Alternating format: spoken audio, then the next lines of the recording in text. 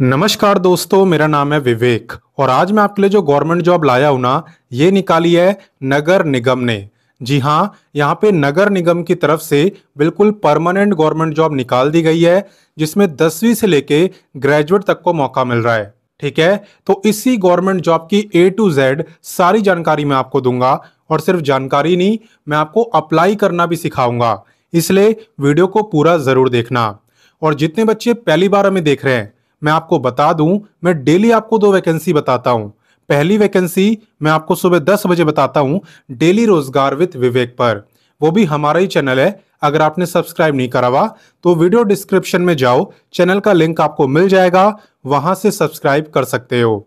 दूसरी वैकेंसी मैं आपको बताता हूं, रोजाना दोपहर 3 बजे एग्जाम से हेड चैनल पर, जो अभी आप देख भी रहे हो।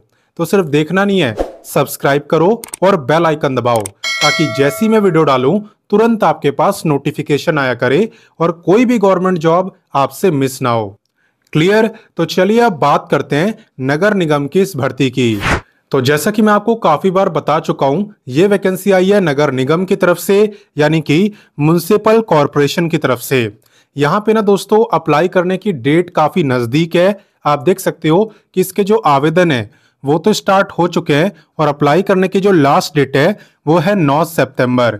तो ज्यादा टाइम आप पे नहीं बचा है, फॉर्म भरने के लिए अब ज्यादा समय नहीं है। हालांकि मैं आपको अप्लाई करना सिखाने वाला हूं, तो आपको कोई दिक्कत नहीं आएगी। बात करें टोटल पोस्टों की, तो यहाँ पे 174 सीट्स हैं। एंड बात करें कि आपका एग्जाम कब होगा, तो एग्जाम की डेट फिलहाल यहाँ पे अनाउंस नहीं हुई है। बाकी सब कुछ बता दिया है, लेकिन एग्जाम कब होगा इसकी डेट अनाउंस नहीं करी। तो चलिए इससे आगे बढ़ते हैं और बाकी जानकारी लेते हैं। तो नेक्स्ट बात करते हैं एलिजिबिलिटी यानी क्वालिफिकेशन की। तो ध्यान से देखना, यहाँ पे अगर आप 10वीं पास हो, 10वीं पास के साथ आप पे लाइब्रेरी का सर्टिफिकेट है, तो आप लाइब्रेरी असिस्टेंट में अप्लाई कर सकते हो। अब यहाँ पे काफी बच्चे कमेंट करके पूछने वाले हैं, सर मेरे पे तो सर्टिफिकेट है नहीं, तो क्या मैं अप्लाई कर सकता हूँ? जी नहीं, बिना सर्टिफिकेट के कोई अप्लाई नहीं कर सकता। ठीक है ना? और बाकी पे की बात करें तो एज पर लेवल 1 के अकॉर्डिंग पे आपका रहने वाला है। लेवल 1 का मतलब होता है लगभग इसके आसपास। बाकी नेक्स्ट बात करते हैं ग्रेजुएट वालों की। अगर आप यहाँ पे ग्रेजुएट हो, रिजल्ट वगैरह सब कुछ आ चुका है, तो आप भी इस वैकेंसी में अप्लाई कर सकते हो। आपकी जो पोस्ट है उसका नाम है जूनियर क्लर्क, दूसरी पोस्ट है टैक्स कलेक्टर की और तीसरी स्टेनोग्राफर की। ठीक है, तो यहाँ पे जूनियर क्लर्क और टैक्स कलेक्टर का जो पे है वो तो सेम है, वो रहने वाला है एज पर लेवल 2। लेवल 2 का मतलब है कि लगभग इसके आसपास। लेकिन अगर आप यहाँ पे स्टेनोग्राफर बनते हो तो आपका पे रहने वाला है एज पर लेवल 4, और लेवल 4 का मतलब है लगभग इतना। ठीक है, हालांकि आप सिर्फ पे मत देखना, क्योंकि स्टेनोग्राफर भी आप तभी बन पाओगे जब शॉर्ट हैंड लैंग्वेज आपको आती होगी। आपको पता होगा कि भाई स्टेनोग्राफर का काम शॉर्ट हैंड में लिखना होता है। शॉर्ट हैंड एक ऐसी लैंग्वेज होती है जिसका यूज करके आप बड़े बड़े पैराग्राफ्स को सिर्फ कुछ लाइनों में लिख सकते हो। इनका बेसिकली काम ही यही होता है। ठीक है ना? तो स्टेनोग्राफर में तभी अप्लाई करना जब शॉर्ट हैंड आती हो। तो चलिए इससे आगे बढ़ते हैं और इसकी बाकी जानकारी लेते हैं। अब मैं आपको बताने वाला हूं एज लिमिट के बारे में, और ध्यान देना कि एज आपकी काउंट कब से हो रही है। देखो, एज आपकी काउंट हो रही है फॉर्म भरने की लास्ट डेट यानी 9 सितंबर से। आपको ये चेक करना है कि 9 सितंबर को आपकी एज कितनी रहेगी। अगर उस दिन आपकी एज 18 से लेके 38 साल के बीच में रहेगी, तो आप इस वैकेंसी में अप्लाई कर सकते हो। ठीक है, और बाकी जो रिजर्व कैटेगरी में आएंगे उन्हें यहाँ पे अलग से रिलैक्सेशन भी मिलेगा। तो किसे कितना रिलैक्सेशन मिलता है, चलिए देखते हैं। देखो, जहां तक बात है रिलैक्सेशन की, तो आपका सेम ही रहने वाला है जैसा कि मैं बाकी वैकेंसियों में बताता हूं। यानी कि यहाँ पे SC ST को 5 साल का रिलैक्सेशन मिलेगा, OBC को मिलेगा 3 साल का, जो फिजिकली हैंडीकैप्ड है वो भी अप्लाई कर सकते हैं। जनरल वालों को मिलेगा 10 ईयर, OBC को 13 और SC ST को 15। और अगर आप एक्स सर्विसमैन हो तो आपको service year plus extra 3 year का रिलैक्सेशन यहाँ पे मिलने वाला है। क्लियर? आगे बात समझ? तो चलिए इससे आगे बढ़ते हैं। तो अब हम आ चुके हैं वीडियो के सबसे इंपॉर्टेंट टॉपिक यानी सिलेक्शन प्रोसेस पर। तो देखो, आप किसी भी पोस्ट के लिए अप्लाई कर लो, ठीक है ना? सबसे पहले आपका ऑनलाइन एग्जाम होगा। ऑनलाइन एग्जाम का मतलब ये नहीं है कि घर बैठे एग्जाम देना है।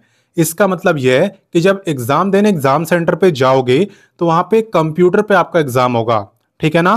पेपर आपका एमसीक्यू टाइप का ही रहने वाला है, यानी कि हर एक क्वेश्चन के 4 ऑप्शन आपको मिलेंगे, उनमें से जो भी सही लगता होगा उस पर टिक करके आपको आना है। क्लियर। और बाकी मैं बता दूं कि अगर आप यहाँ पे क्लर्क के लिए अप्लाई करोगे या स्टेनोग्राफर के लिए अप्लाई करोगे तो आपका स्किल टेस्ट भी होगा।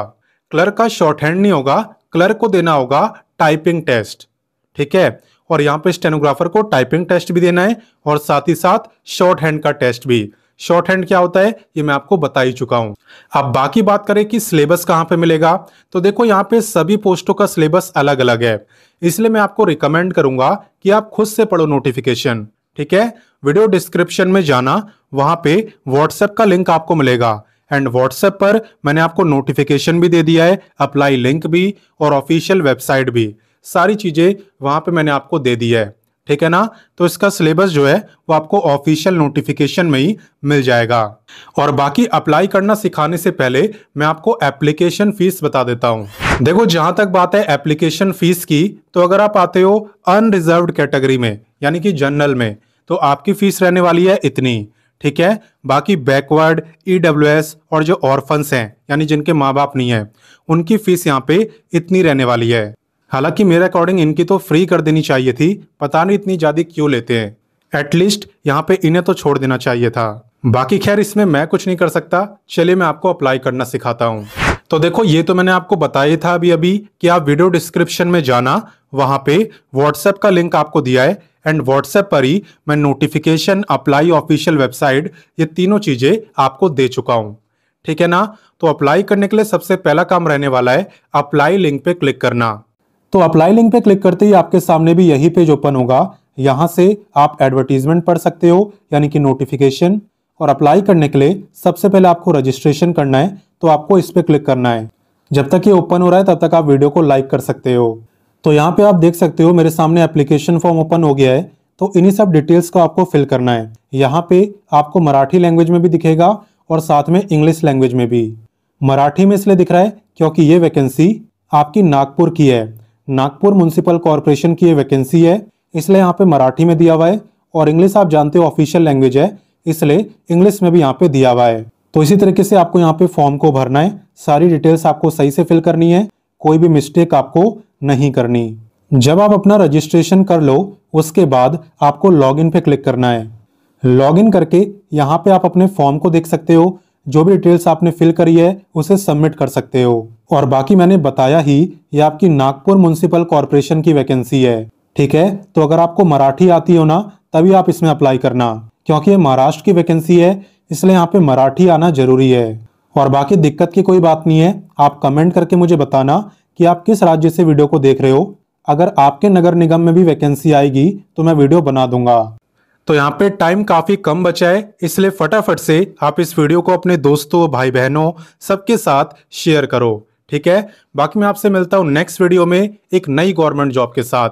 तब तक के लिए जय हिंद, वंदे मातरम।